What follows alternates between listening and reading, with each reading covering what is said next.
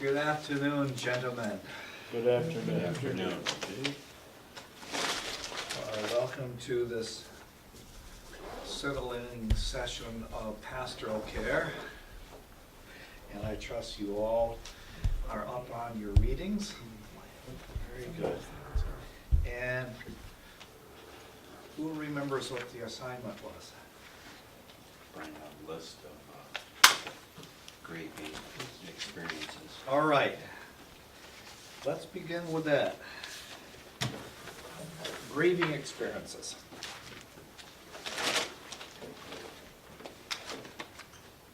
I started with the obvious, death of someone close, or someone you've known for a long time. Death of someone close or? And someone a long time may not really be someone close, but just like maybe a coworker you're acquainted with, that you've known for years, that kind of thing. I said loss of youth, sometimes you think back to what. you Loss did. of youth? Okay, good. Let's go around the room. That's a good one. Yeah, I would get Dave? that. Do you want the whole list? Just Okay. give me one. Loss of a home. Loss of a home through, It could be as a result of loss of a job, loss of a home, loss of your finances, burning, burning. down. Yeah, all right. John? Breaking away from a friend for one reason or another. Okay, loss of a friendship. Good, Ryan? Death of a pet. Death of a pet, good. Dan? I had loss of faith, but also along the same lines, if you have a child that loses their faith, that's also. Okay, loss of faith and a child losing faith. Pete? I've lost of health or physical abilities, Okay, name one. stroke, heart attack, strokes, Uh-huh. things that really debilitate you and you're fine, relatively good one day and. Sucks the next day. Yeah, It's good. Others? I said loss of innocence. I have Oh, a okay. picture right up on top of my computer desk of me when I was about 2 years old with a Christmas tree and a little toy train, and just this expression of pure happiness. And I look at that sometimes and say, why am I not like that now? Loss of innocence. Very good, Jeff. Loss of an arm or leg. Work-related, passing up for a promotion or something. Okay. Injury or illness to someone that you care about, not to yourself, but to somebody else. Here, this is a variation and the loss of a death, or a loss of someone that you don't know, but whose situation is similar to yours and who you can relate to. Can you give an example? Well, let's say I'm a cartoonist, and there's someone who is sort of the person I looked up to in that field, and maybe they shared some other characteristics, maybe they were also the same faith or whatever, and so somebody I followed for a long time and they died, and because of my relatedness to them, I could experience some agreement. Pete? An onset or ongoing depression or mental illness, Good. and as my sister went through that, and it still rears its ugly head every once in a while. Okay. Others? Anything more? I said loss of something you knew as a child or a youth. So I grew up in western New York and then down in Pennsylvania. And there was a patch of woods that we all played in as a kid and built our tree forts in. And every time I go by, I detour around and look at it, take a walk through it. And, got a lot smaller than it used to be. But anyway, it's gone. Last time I went by, it was bulldozed down and they were building something. I mean, I really felt a loss. Reminds me of a song by Johnny Mitchell. They paved paradise and put up a parking lot. Others? Any others? Natural disaster. All right. How would that affect the person? Especially the larger the natural disaster, it's not only loss of your own property, but it's the the whole community is affected. What about 9/11? Yeah. What about the homicide of the reporters by ISIS? That can certainly cause some, Kind of a national Yeah. grief or international grieving as well as terror. You got it. You got it. We're gonna deal with grieving today. I will say, this is one of the most important ministries you're gonna have. You gotta get grieving down. You have to understand that this is a process that people will come to you with all sorts of grieving situations. You have to know how to be with people, right? Oh. Can we take this down? Oh yeah, this is what I did last week.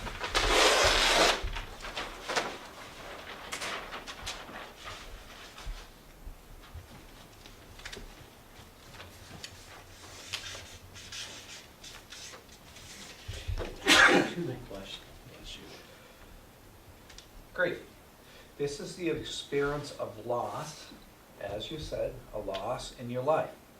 Can be many losses, as you pointed out. The first thing that we need to understand, this is a wound. What can you tell me about physical wounds? They heal over Treat time. them. Maybe? They're painful. They're painful, They're visible. they're visible. Anything else? They hurt. Sometimes they don't go away. Sometimes they don't go away, or what? They'll leave a scar. They leave a scar. How does this correlate with grieving? Or can it correlate with grieving? Right? There's a natural process inside of ourselves that wants to heal physically. There's a natural process to heal grieving. And it correlates with physical, the physical healing with a wound.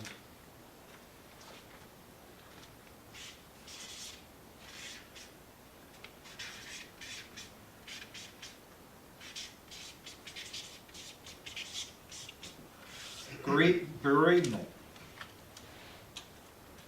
This is the loss through which we are trying to heal. We're trying to heal and adapt. That's very important.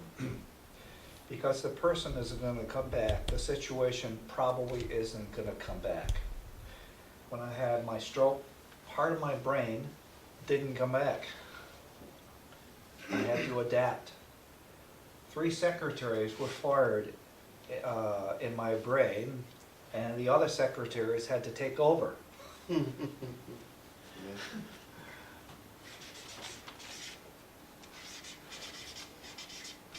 Morning.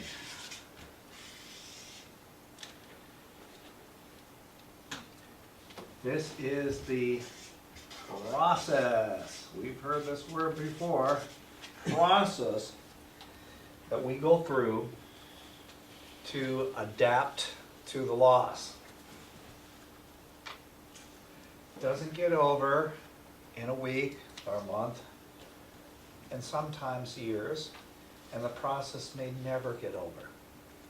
So, Sarah, who was in a car accident, which was her fault, and her 4-year-old son was killed during that car accident.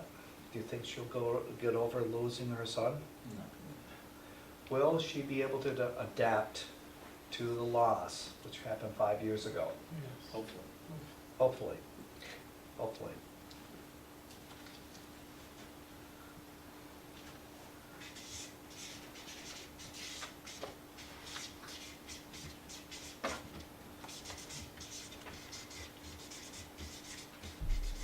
complicated mourning.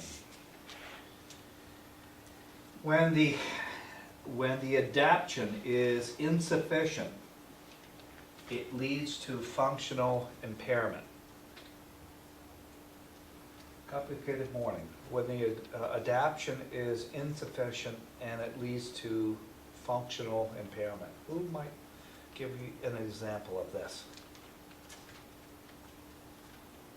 What would be an example of this? I've known people that when they've lost someone, they basically couldn't leave the house. I mean, they were incapable of being out in public. Oh, okay.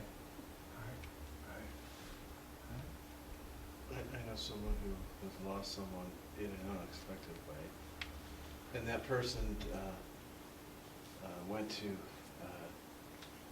just developed a eating disorder, and also went to drugs as well. Good, that's a good example.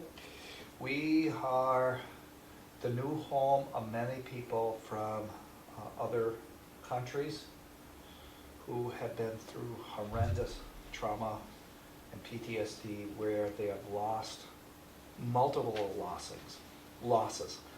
Loss of family members, loss of their country, loss of their traditions, loss of maybe basic food that they normally eat. They're coming to this country and yes, they are facing complicated mourning. Get that? All right. Very good.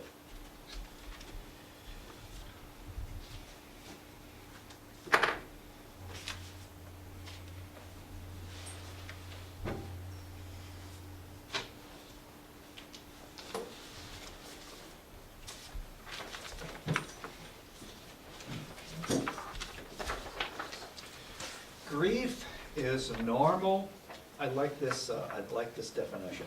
Grief is the normal but bewildering cluster of ordinary human emotions arising in response to a significant loss, intensified and complicated by the relationship to the person or the object lost. Let that sink in. So,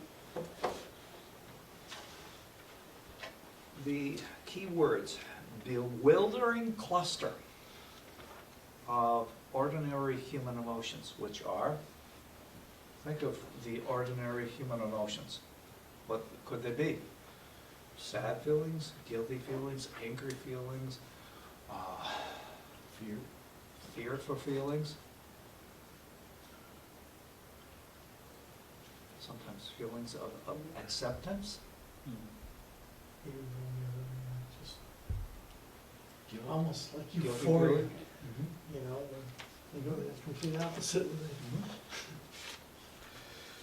So it's a bewildering cluster. In 1969, Elizabeth Kubler-Ross wrote about the stages that people go through when they're grieving. However, this is not a stage paradigm.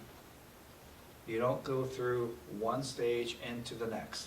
It's can be convoluted, spinning, might be here one day grieving, an hour later you might feel guilty, 5 minutes later you might have a feeling of acceptance. It is the different feelings that we go through. Common elements of grieving. Shock, somatization, which means body felt. The grieving that we go through is felt through the body. Lump in your stomach, sick to your stomach, feelings of numbness, feeling of everything being unreal, denial, bargaining, emptiness. Or you might remember a grandmother who, at the loss of her husband, went into cleaning the house for 24 hours. Well, kind of an old world response to grieving. Loneliness, isolation, fear, anxiety, guilt, shame, anger, rage, sadness, despairing, storytelling. Now we're getting into how people adapt. Storytelling is very important to adapting to the loss. Contemplative searching for meaning of life and facing death. Accepting. Rediscovering the disciplines of prayer. Feeling relief. Peacemaking with self, others, God. Humor. Hope. Thanksgiving. Sense of holy wonder and mystery. And mystery of love. Not everyone experiences all of these, and there's no order. So,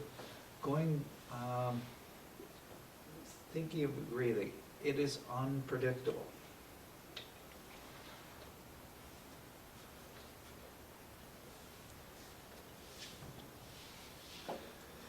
I'd like you to think of a significant loss in your life.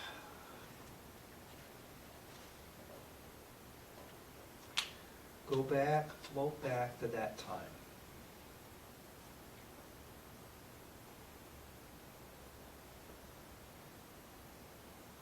Allow yourself to be in that moment.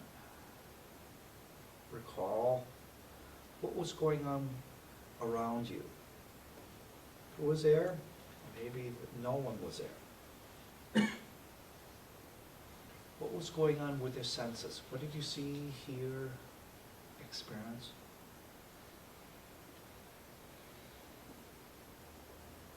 What was going on in your body?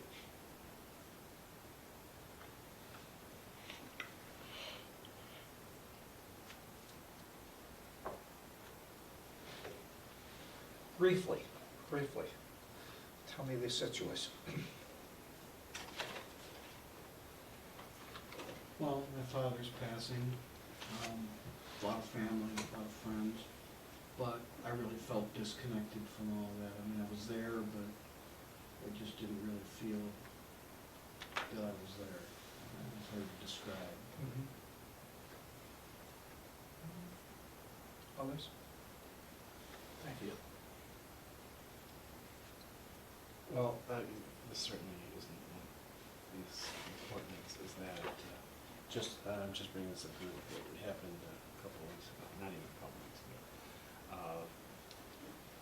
My family dog died, so this is the only first dog I've ever had, and so, we had to put him down, and being there, it was a little different because I had feelings of guilt that he was being put down, and then jumping ahead a little bit, after that, in the next couple of weeks, I experienced what probably would become under the healing end of it, where I would have, not just myself, but people in the family would have memories of different instances that would be dog-related, like when you come back in to the house, he was usually the first thing you'd say, or when you drop food on the floor and he wasn't there to pick it up, things like that. Others? I lost my nephew who was 3. Cancer. It was tough. I guess just bewildered at first, just can't, we didn't understand how it could happen, I guess the whole age of why God let things like that happen, And then, I got through that, and prayer, I actually prayed, rediscovered the power of prayer. And I got, it was amazing, I got like scriptures kind of just opened up, and that really helped me, really fast, And it was amazing, And it's funny because everybody else was praying that he got healed, And I never once prayed for him to be healed. Not once. I just simply got down on my knees and just emptied my heart out. So whatever it is, you know, just get me through. And that was it, he did. Others? Thanks, Pete. I think when my mother passed away, I went for a long period of time without eating. And I just wasn't hungry. And that's like the one thing you look back on, it's, you know, it was like a couple of days and, you know, I didn't really have much to eat, but I wasn't hungry, which is surprising for me.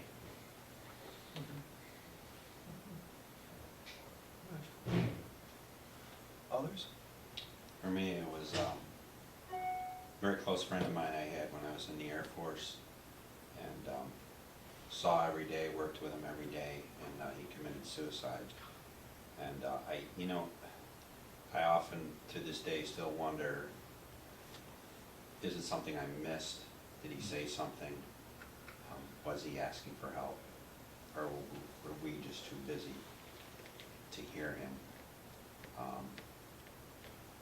And it has stayed with me because I carried it through my whole life, because I wonder sometimes if we just don't hear people when they're actually asking for help. Thanks, David. For me, it would be, actually, it's interesting, and because I was thinking my first thought probably is number 2 on the list. Number 1 would be my maternal grandmother, who was our matriarch.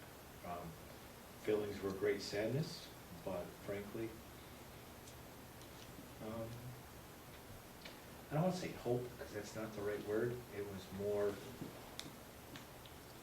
poor description, but I was resolute, because she, and I'll put priest in the same, knowing all the priests I know, the most Catholic person I've ever met, most religious person, and if she didn't make it to heaven, then none of us are gonna make it to heaven. So I was reaffirmed in my faith. I say reaffirmed, but my faith taught me I knew where she was. So we were all sad because we didn't have her anymore, but I was glad for her. Okay. Good. I think that, as I put, the goals of grieving. Grieving is a process in which the deep feelings aroused by the loss are acknowledged and relatively fully expressed.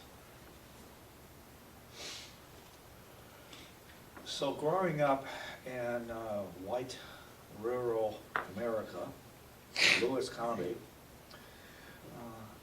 I had a lot to learn about other cultures. You know, when I was in Louisville, Kentucky, I worked as a chaplain at a hospital, which was not really a real hospital. It was more like a waiting station before death. And all of the people were black. My job was to care for the staff and the people on this floor. Louisville Memorial Hospital. It was an old TB hospital from, I think it was built in the Civil War.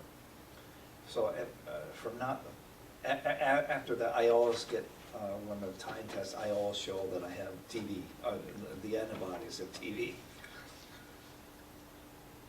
So when there was sadness and death, I wasn't used to this. People yelling and screaming, just no interventions. That was quite frightening for me, growing up and being Beaver Falls, white, conservative, rural, where everybody kept their feelings on the tabs. But what I found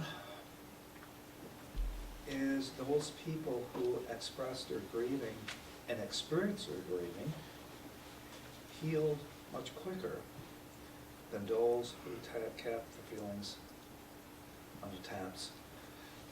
For a fear of not wanting to express them and be a nuisance to others or self.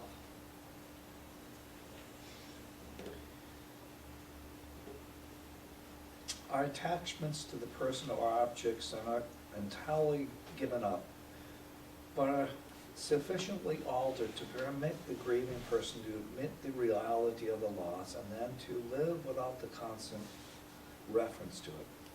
In successful grieving, the mourner gradually becomes able to make attachments and investments in other persons and things once again. But the person of faith, and I think everybody is a person of faith, whether they know it or not.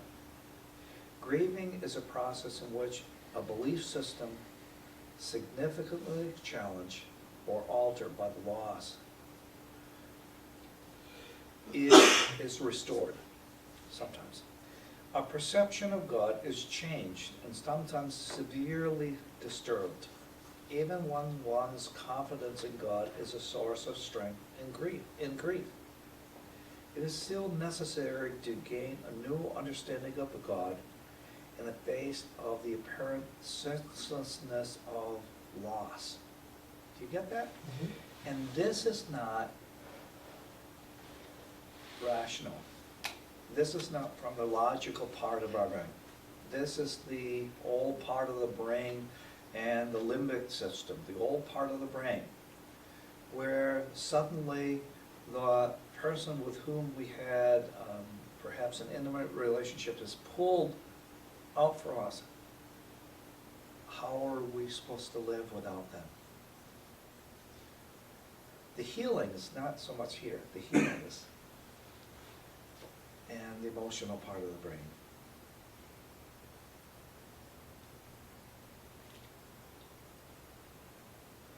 Experience of loss and pains of grief tamper with our visions of God. We must eventually rediscover God as the one who suffers with us. Do you get that? Yeah. Anything comes to mind in your experience or experience of others? Well, I mean, I think similar to Pete, in the death of any child, I think you ask yourself why and question, God and taking them. And, I think it can affect faith, some people more than others. I mean, had I lost one of my children, how would I react to that? But I would think of God. It's a reality check.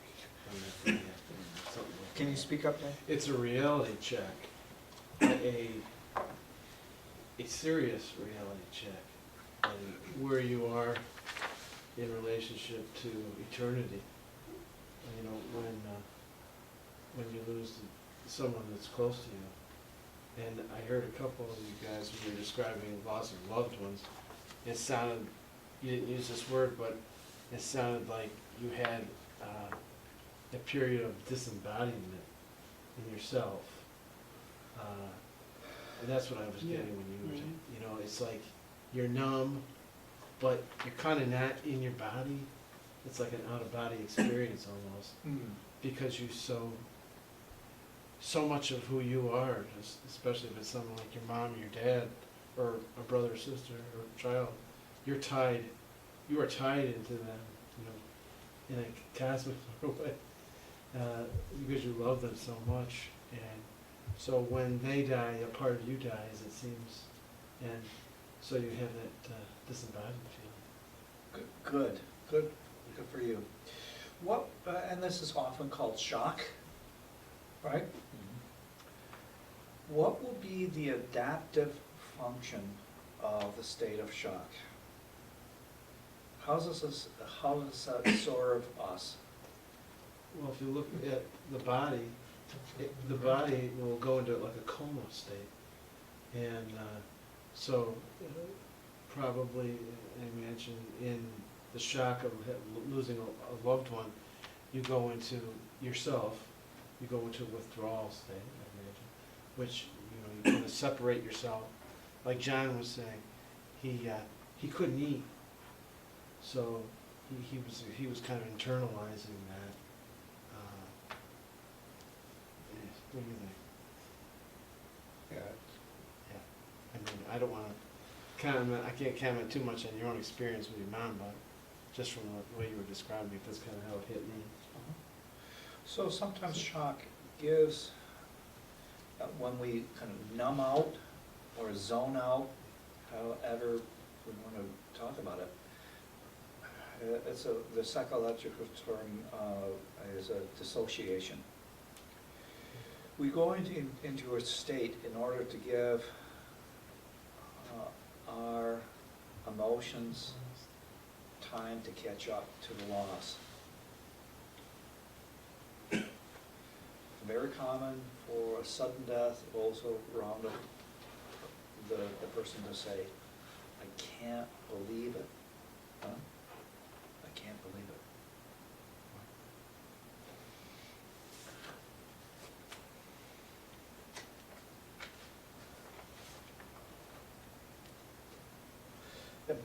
Impediments to grieving.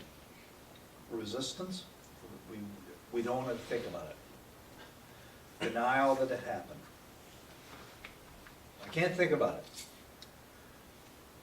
Those who are in that state and don't experience the loss are much more likely to exhibit physical illness. Their resistance to disease drops. And married couples, if they've been married a long time, there's a very intimate relationship. Many times the surviving spouse may die in 6 months to a year if they don't process their grieving. Repression of affect. Affect, A-F-F-E-C-T, means emotion. Emotion. In which the person defends against whatever the emotion is, pain, guilt, sadness.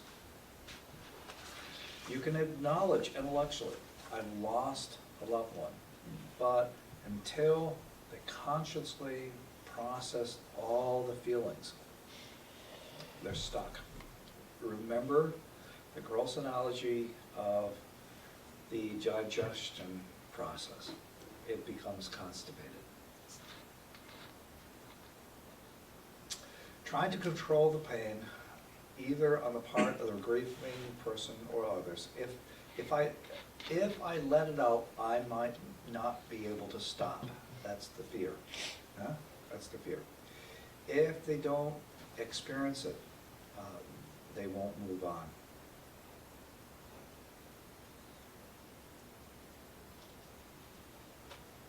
And again, if grieving emotions are not expressed and felt and experienced in the body, there might be sickness, physical sickness, or emotional sickness, depression, anxiety, even psychosis.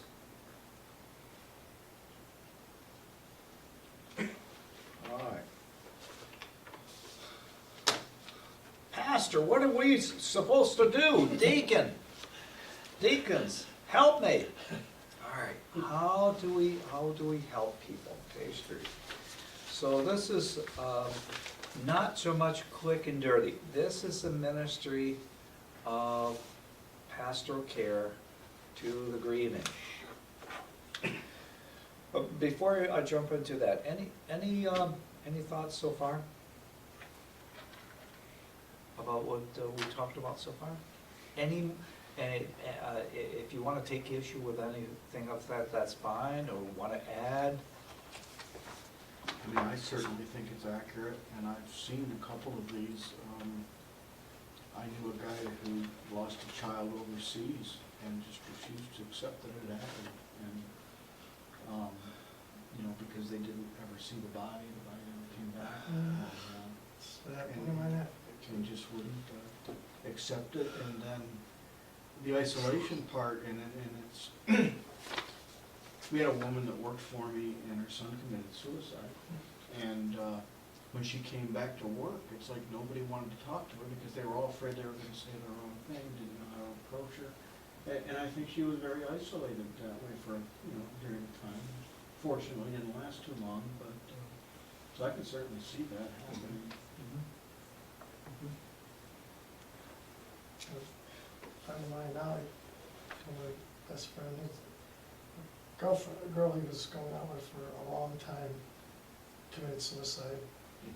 And he's gone through the whole gambit of, wow, from guilt, you know, I should have seen it coming. And just, you know, now it's been since, it's December, so.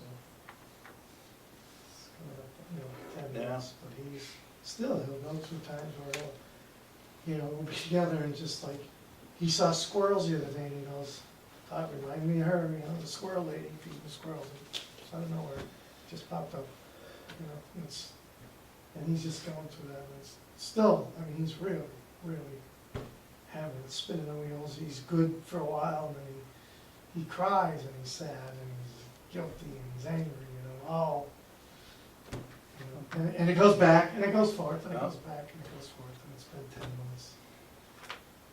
Yeah, I notice it a lot with, you know, my wife has lost both of her parents, and it kind of is, she very much associates their losses at the point of the year in which they died. So every year, you know, when we get close to those anniversary dates, a lot of that is, you know, Amplified. Stirred up? Amplified It like is. 1,000 times.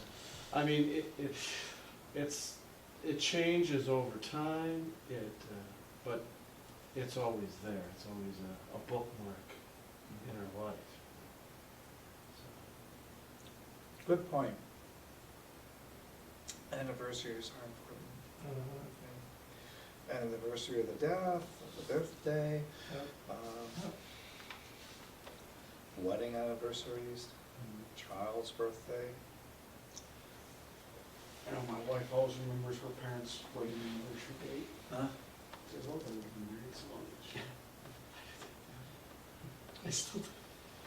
All right, let's move, how do we minister to people? Page 3. 1, create a safe place where they can experience their grieving.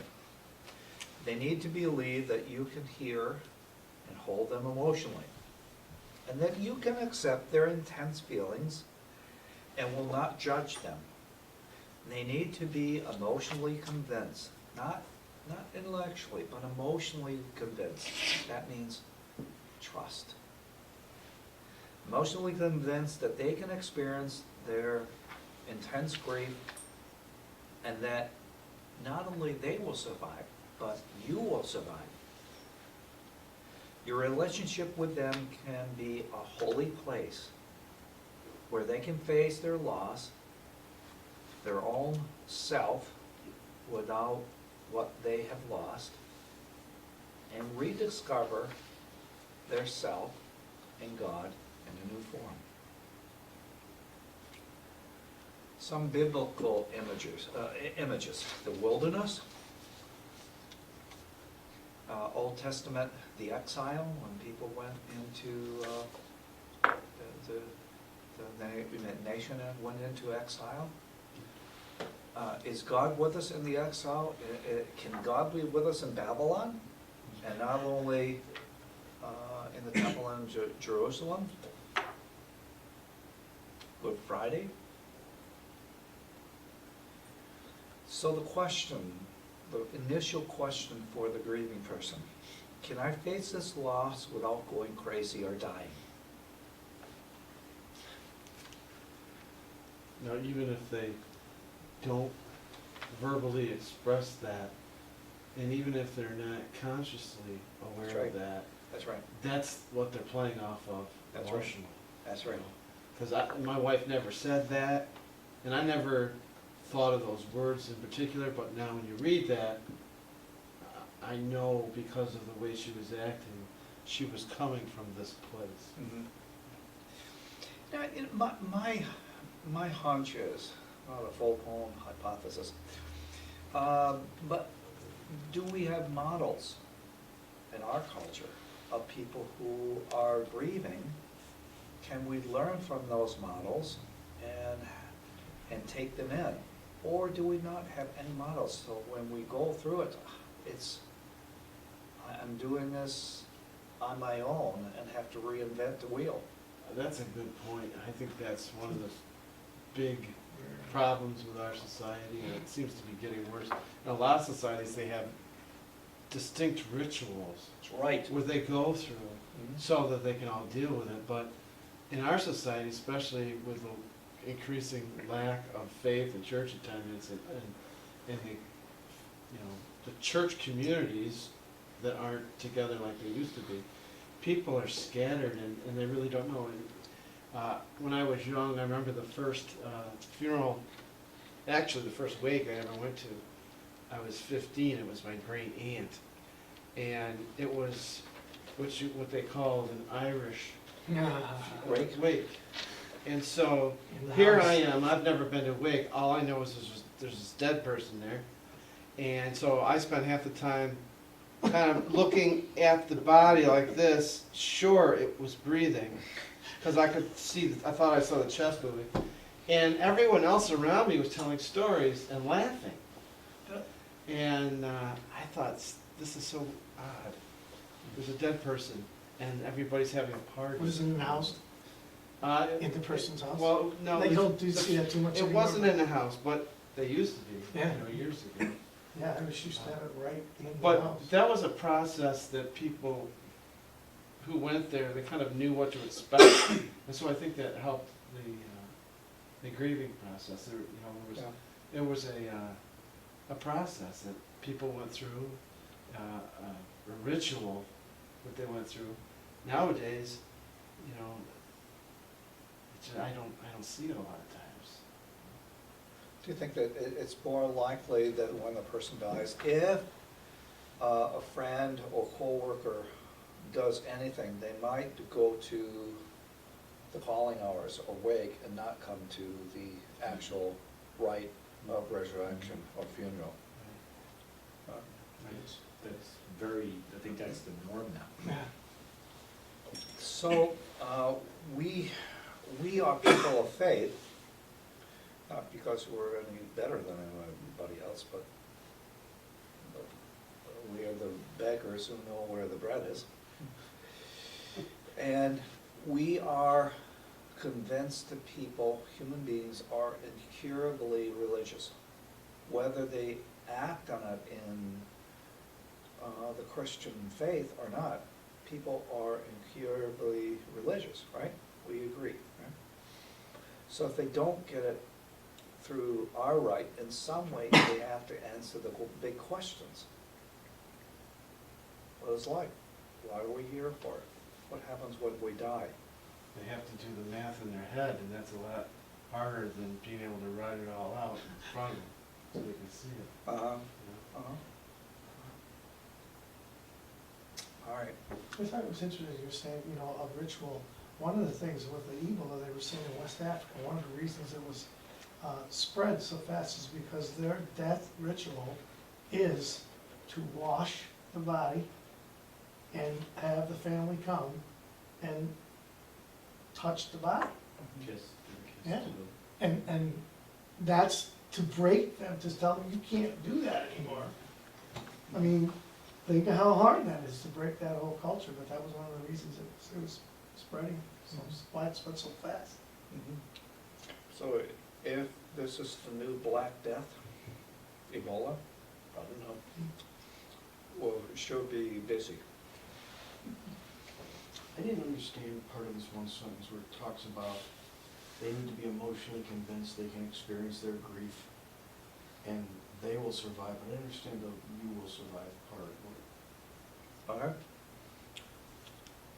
So the questions underneath, number one, their question is, can you handle my grieving? Can you handle it without judging me or going crazy yourself? So they see it like you will survive in the same relationship, not that you'll Survive. Yeah. Can you handle me? Because the feelings are so intense for Yes. them, No. that if they project that on, they're worried that, Precisely. Because it's so. It's not rational. Yeah. It's Yeah. not, this is down deep, emotional. Does that make sense? I guess so. I tend to be a very rational, logical person. So Now, flip But it's to the other emotional. side of your brain. Yeah, he's a T. Don't disregard your rational ability, but this is,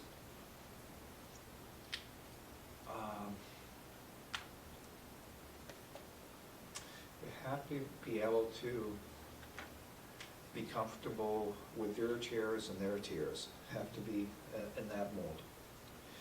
Number two, don't be an expert on how they will process and work through their grieving. Be a student. Allow them to teach you. Don't force them to experience what they may not feel or be ready to feel at that moment. Let them explain what it is like to be where they are. So we're going to learn about, it's sad or guilty or angry or something. They may be one of those. Don't force them to be angry if they're not angry. You know what I'm saying? Allow them to be where they are, and then reflect that empathically. Listen, listen, and listen. Reflect sparingly, and then listen to them some more. Number three, this is why the grieving ministry is so raw and so hard. Their loss will put you in touch with your own unresolved grief over a lost loved one, and put you in touch with your own mortality that you may want to deny. You may know this intellectually and emotionally, but you have to know this emotionally so you won't be thrown into a panic or find that you are denying your own feelings and being impatient, angry, judging, fearful of the other person's material feelings or process. It may be that they have triggered something in your own grief for it. It's, as I'm looking at it now, it's not, it may be, it will always trigger something in your own grief work.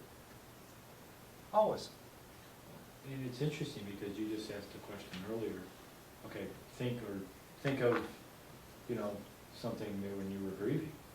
And, I'm thinking for all of us immediately, we're sad. Because you relive that experience, and if you did this a lot, wow. I mean, that would just, I could see where it would just be so, It's a total. so hard. Absolutely. I mean, you really start to appreciate, 5 minutes of just talking about our own little experience and listening to 5 others, 6, 7 minutes, and if you're gonna do this a lot or be with somebody for, an hour or an hour and a half, however long, holy crow, that's It's not even hard. just people who are doing the pastoral care end of it where they have that close connection to somebody who's grieving, but I have a friend of mine who, he's not presently, but for a number of years, he was involved in the funeral direction business.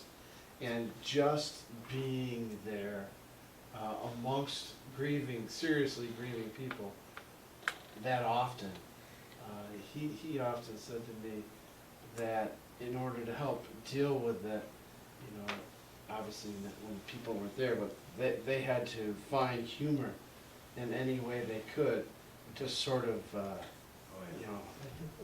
otherwise you'd be down all the time, so. It's that powerful, even when it's not somebody that's close to you who's grieving. If just because people are usually naturally empathetic, it's heavy. This is, a funeral director is one of the most stressful occupations. Pastors, right up there. Why? Because of this. Grief ministry is demanding. It takes a great deal of emotional and physical energy. Now, It's emotional. plan your grief work, if you can.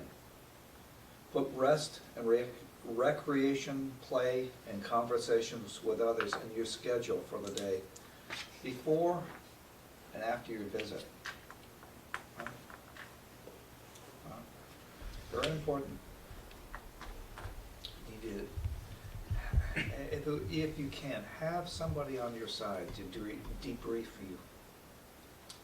Very, very important.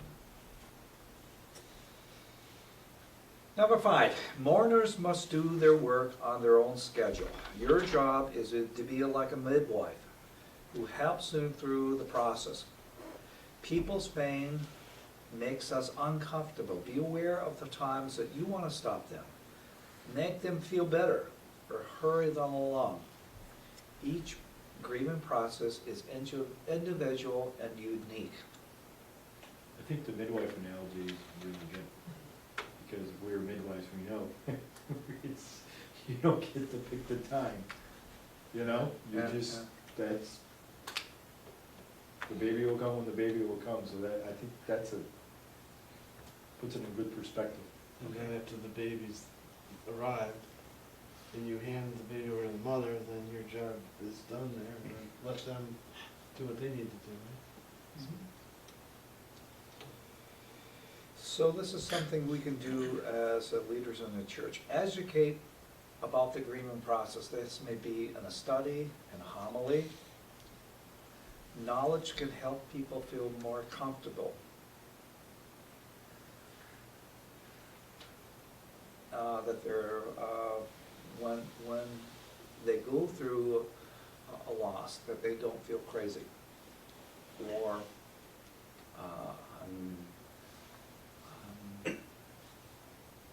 I'm the only one, or this isn't, I'm not supposed to be feeling this way.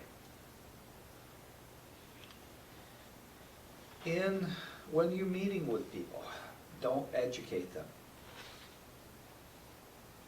Listen, listen, listen, listen. Reflect sparingly. But after they've been through a time, say, you hear the news, you go through the family before somebody has died, be there with them. Listen, listen, listen. Reflect back. And often I will have a prayer, a very, very simple prayer, kind of gathering the thoughts and feelings of the family and praying for the family. And then do 2 minutes of psychoeducation, 2 minutes of education on the grieving process. You may be feeling shock right now, or you may be feeling very sad. It's typical, I use that word, typical for people to feel sad or guilty or angry. Kubler-Ross and other theories. 2 minutes, that's all, that's all. These people who are grieving are not in a state where they can intellectually soak in, but saying it's typical that people feel, typical that people see sometimes that they're going crazy. It's just a process. I encourage you to talk with your family and to cry if you need to. 2 minutes, that's all it takes. Is that clear? What mourners should know. Typically, the process affects our sleep, ability to eat, get exercise, interest in activities, etc. We become forgetful. We find it's hard to concentrate. Many people lose weight or gain weight. Some people lose sleep or oversleep. Many people have dreams of the departed.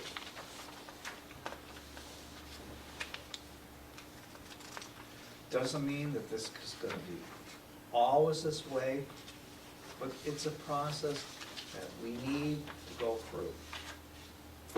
Don't be afraid if sometimes you just break up. I'll try to say this without weeping. After my wife died, 37 years, a long time. So I could be driving down the road, hear a song, have to go over. And I will be there 10, 15 minutes, just weeping uncontrollably. And I learned, don't try to hold it in. Weep, wail, whatever you need to do. So I wept and wailed.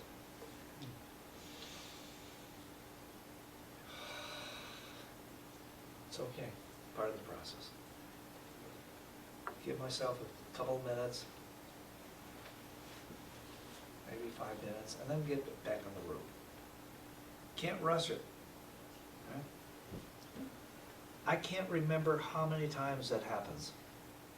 Still happens. Huh? It's all right. And it's important for people to know people grieve, and it doesn't mean that they're going crazy, but sometimes they feel like it. It's okay. So the grieving process, how long does it last? As long as it needs to. Yes. Good answer. Good answer, Jeff. So the person I talked about, Sarah, at the beginning, she's been in therapy for 5 years with me. Probably she'll be in therapy with me, I think, another 3 years, probably. Because that was that's a complicated mourning process. She was charged for driving. She wasn't intoxicated. She wasn't under the influence of anything, but in this kind of case, they found something in her car, wanted to charge her for it, even though it wasn't in her system. So she spent some time in jail. So it's complicated. She became a pariah. So, in complicated mourning, it takes longer. It's all right. You get it through. The important thing is where the people can express their present experience, where they are now. So does she need to go through the accident again? I think so. She needs to re-experience the accident. Is she ready to do that now? Close. But she is to make the call. Can't force her to do anything.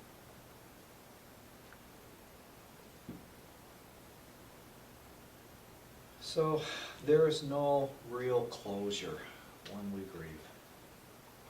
You can get through the process, but who doesn't, if your parents have died, who doesn't hold on to them, huh?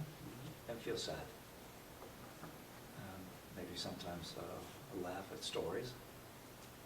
But who doesn't feel grieving for a parent or a loved one that's died?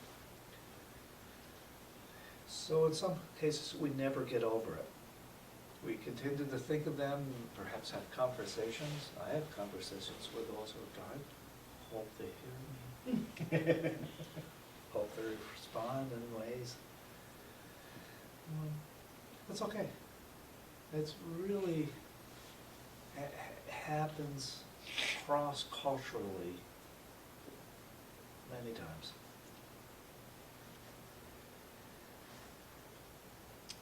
Number 7, in general, many men have more difficult expressing their sad and guilty feelings or feeling weak. Many men have more problems than that, than women. Do you think that is less true now with the generation behind us? Yes. So I think Yes. it's much more acceptable now for the generation behind us, especially for men to express emotions than it was for us or our parents. Yes. Still hard for me. Because Are you saying I'm older than you and the generation in the past? yeah, pretty much, Oh, yes. okay. Yeah. I'm sorry if I didn't make that clear to begin with. Just wanted to check that out. Yeah, that's true, that's true. Yeah. What has helped, do you think? I think it's the culture in that. Culture, what? We, you know, there's more people, it's not so divided as men's and women's roles. I think you gotta, as a family, to survive, then have to do things they didn't do back then, you know? What do you And think? so that raised children, there's times when you have to take care of the children, which was, and not really, very, very rarely did, but now more parents take care of children on a regular basis throughout the day, most of the day. More men do, that's just the way it has to be. Well, I don't know, it has to be that, but what do you think about the influence of media? Is it more, you're more apt to see a man Yeah. cry? Movies, TV shows, yep, absolutely. It's more acceptable, it's not considered, Yeah. it's the way it was, Yeah. Yep. you know, many years ago. Good, good. I know what I felt guilty about. I didn't feel guilty about feeling sad. I felt guilty about feeling relieved. Because my dad went through a very difficult death, cancer, very slow, very difficult. I was relieved it was over. Oh, And I was relieved it was over for him and my mother and the family. I felt guilty about that for a long time.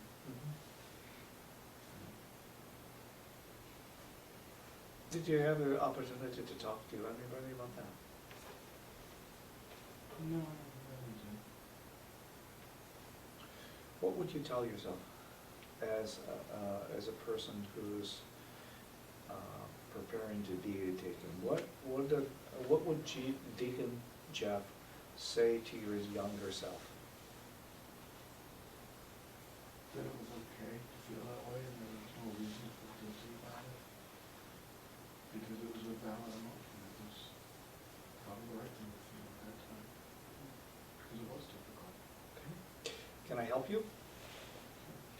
I think that's appropriate. To be empathic, you might say, you really feel guilty.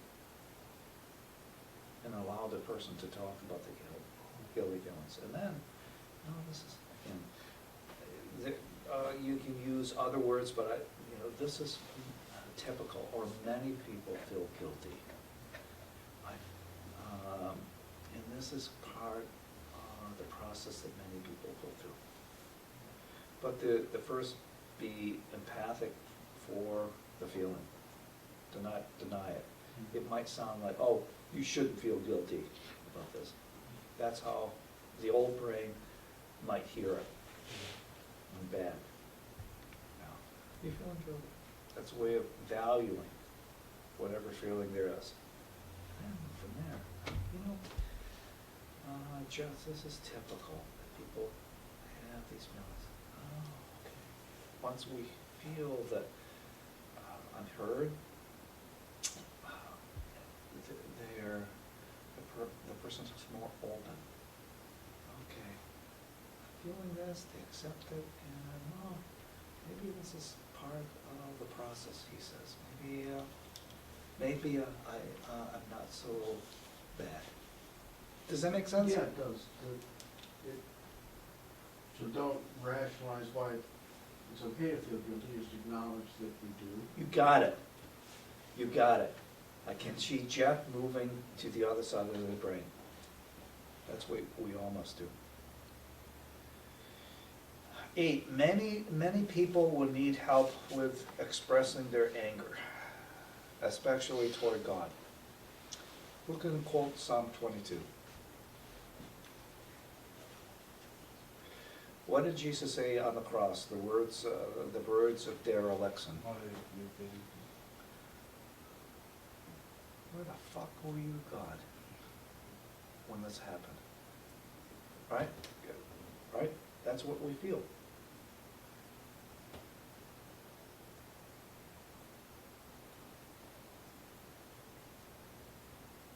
So, again, you're angry. I am angry. If you're with a person and you are there with them, present with them, you need to know that this is a crisis of the first order. And when people are in crisis, most of the time they're more likely to be open to help. So if you're present with them, you're really angry, the next thing you will say is, yes, or they'll tell you a story of how angry they are, and they'll do a chunk of the grief work. They'll move the grieving along in their digestion process.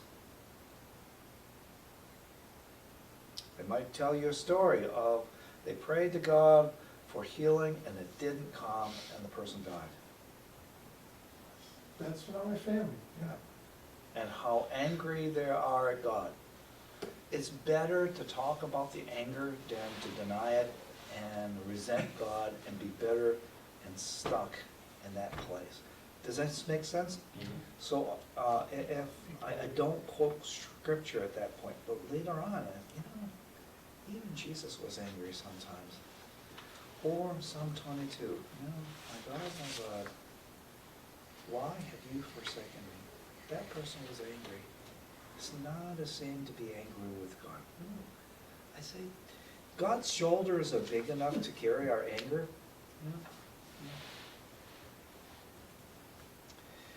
Number 9, connect grieving people with the community of faith. Help them rediscover prayer and rituals. So, in this case, hey, express your anger toward God. Pray to God. Tell God how angry you are with Him. It's all right. That's all right. And be open for what comes next. What happened in Psalm 22? My God, why have you forsaken me? Okay, this is an assignment for you for next week. Read Psalm 22. Tell me all about it. Where does it go? The psalmist expressed his anger toward God in a very raw way. Okay? And then read the rest of it. Reflect on it. And tell me where it was next time. Number 10, people who have unresolved grief may need professional care of a psychotherapist and sometimes medication. Complicated mourning. People who have complicated mourning or may have had several losses at the same time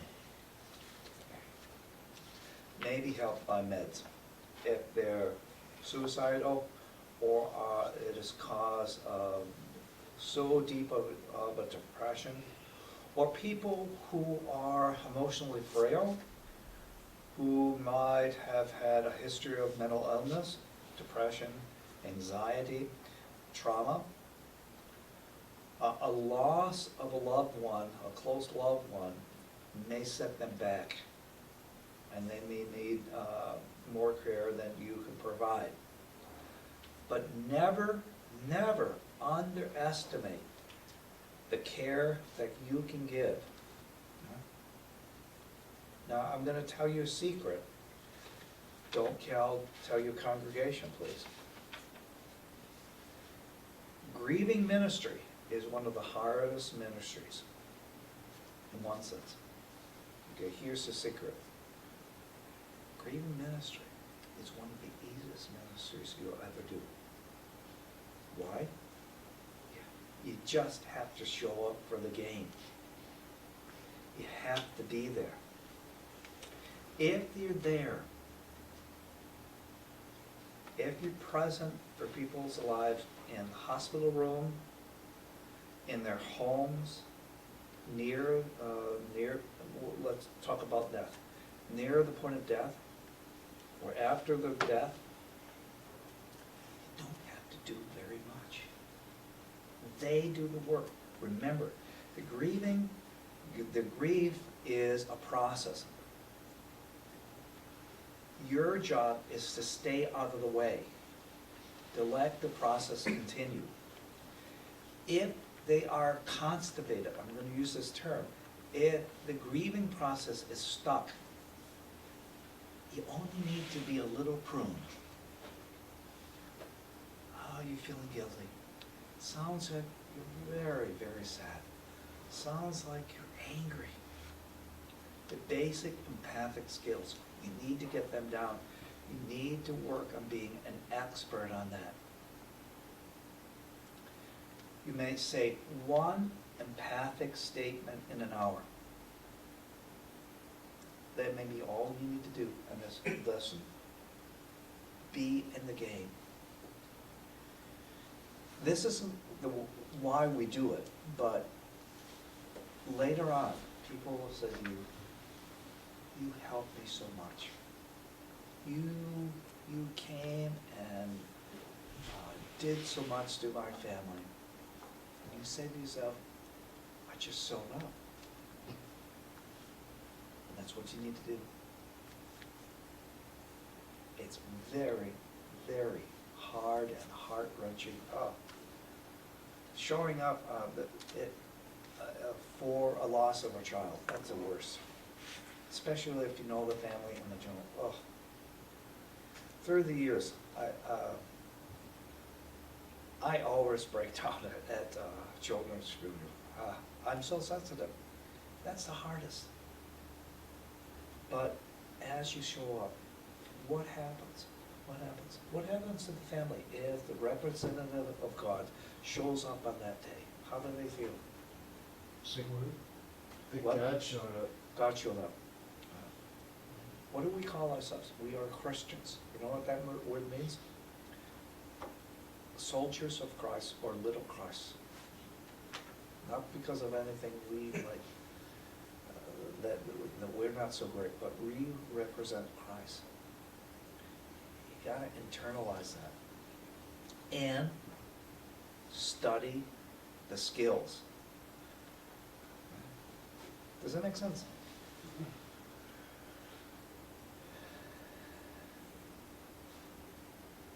All right. How are we doing? 10 minutes to 5. We're doing all right.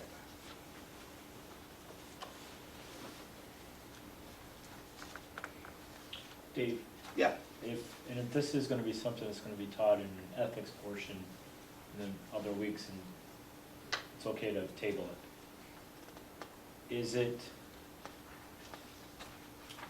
appropriate, and I'm sure it's gonna be maybe case specific, but if the family that's coming to you for grieving ministry, if you knew the person, you knew the decedent, and you're personally affected, so you yourself are going through a grieving process for that person.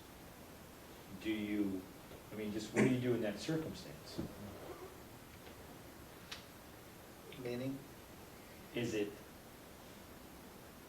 Are there any ethical boundaries where, I'm saying is where, because if I wonder, okay, how am I going to minister to them if I myself am going through a grieving process for the same person? You're saying what hat do you wear, right? Well, Do you wear the yeah, hat? that's what I'm saying, there's, if it's, you could see a circumstance where, a good friend they lose somebody close, they lose a spouse, when you know the spouse. You know, so what's Good- my, good question. what is my ability to really, you know, how am I gonna be able to truly empathically listen when I have all those, my own personal experiences about this person running through my head? And we can talk about stereo listening, but boy, it seemed at that time it would be extremely difficult to genuinely stereo It listen. sounds like that old question about if you're a doctor and your child comes, you don't operate on your own child, do you? Yeah. You know, because they're so close. But you know, but you can see where, in that circumstance where that person's coming to you as a representative of Christ, you know, then I'm thinking, how do you say no? Mhm. How can you say no and shift them to somebody else? Mhm. Even assuming there's somebody appropriate to shift them, which there may or may not be.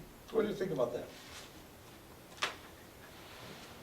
I mean, each case would be unique and each person would be unique, but I think for the most part, it would be very effective and it would probably help both of you. Because I mean, you're obviously gonna be genuinely caring. You know, and I think in that state, you could listen very well probably to them. And maybe not, maybe if you decide you can't, then. But this must happen all the time with priests, you know. I was just thinking that in your parish, you pretty Yeah. much know the people. Yeah, the longer we're at our parishes, the, you know, we already know Yes. people now, Yeah. the more we're gonna know, the more we're gonna be dealing with That You know? situation. those circumstances. Can you be empathic to a family member during a crisis or loss? Can you? Of course. Okay. I think it's the same thing. This is a real bad example, but going back to my dog, when we put the dog down, we were in there with him, my wife and I. You know, of course I have a lot of emotions, but my wife was bawling her head off. And so I kind of felt like I was stepping into a role of being a consoler to her.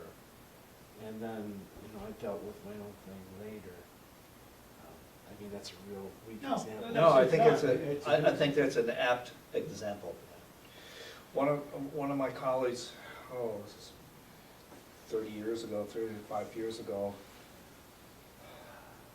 he first parish, and infant or a young son or daughter of one of his parishioners that he was very close to, tragically got killed. He went to the family and they were in the bedroom and they were all weakening on a bed, and he got in the bed to weep with them. And just held them. What do? You will have those human experiences. As you can, remember that their needs take center stage. And we try to focus on their needs rather than our own needs, and then take care of ourselves later. My wife was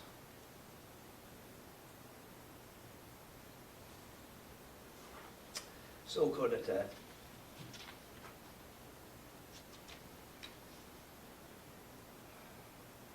So, you need to get around a support system. You will have experiences like that if you're in the parish for very long. Yeah. It's a human experience. Undeniably. Good. Anything else? Any other situations?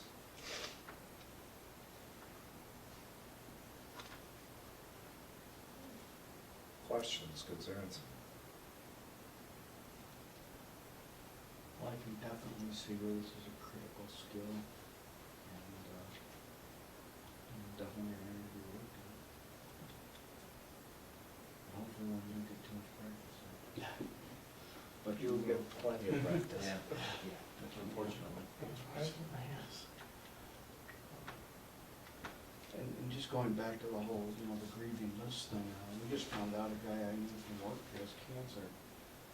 And, everybody at work is feeling down, Yeah. I mean, he's not there anymore, but we find out. You know, everybody's feeling that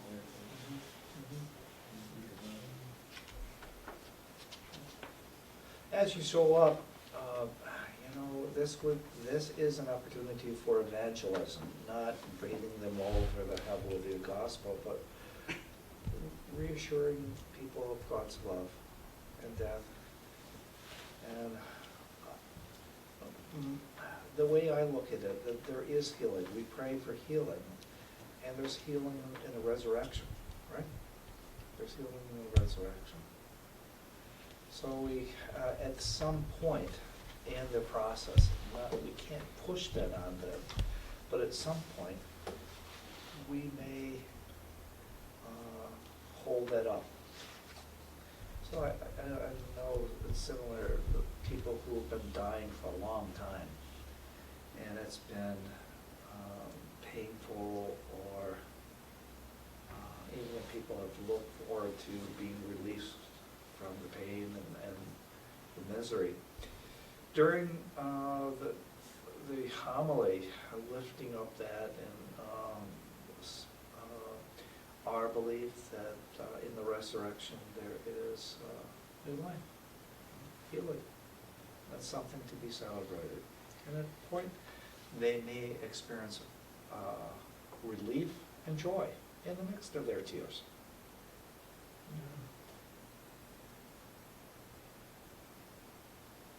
Anything else?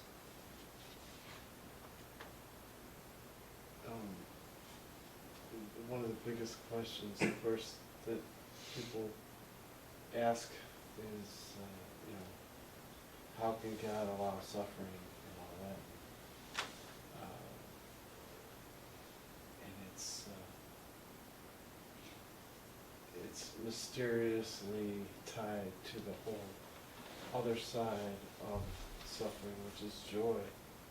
And so that's something that I think I try to keep in mind. Like when my wife was going through her grieving of the loss of her parents, that, that on the other side of the grieving, just like on the other side of the grave, is the resurrection, and that joy that she'll eventually come to, while I understand there's no closure, not in the temporal sense, but spiritually, I think her faith has certainly deepened because of having gone through the sorrow and the grieving process. No one, if you walk up to somebody on the street and say, would you like to go through the grieving process because it's going to be great on the other side, you're not going to have many volunteers. But because of the way life is, it's a door that we all have to go through. And I think the older you get and the more times you go through that door, you begin to see that where it leads to is it's not a bad thing.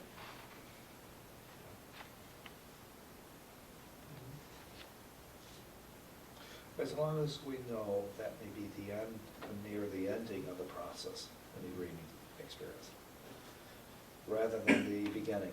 But even that, people may experience that early on. I'm glad that there are others suffering. I'm glad that they're in the kingdom of God. I can rejoice. And then they cry the next 5 minutes because they miss him so much. It's kind of a, you use the word bittersweet. The bitter on this side, but the sweetness of knowing what we haven't seen ourselves yet. That's right. So we go back to the initial statement. Grief is normal but bewildering cluster of ordinary human emotions arising in response to a significant loss, intensified and complicated by the relationship to the person or object lost. All right, I'm good.